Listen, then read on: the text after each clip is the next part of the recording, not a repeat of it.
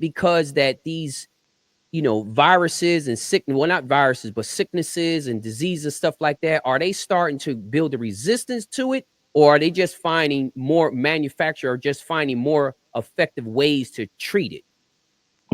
Uh, Faster, Okay. and, and getting out of the system quicker. Okay. Uh, you would have to treat 7 days with regular Thailand versus 3 days with this drug. Okay. So it's more effective. It gets in the system faster, but it gets out of the system faster too. Mhm. Uh, of course, our birds are considered ornamental birds, and that's the only thing that I concentrate on is ornamental. And this information is for ornamental birds or pigeon people only.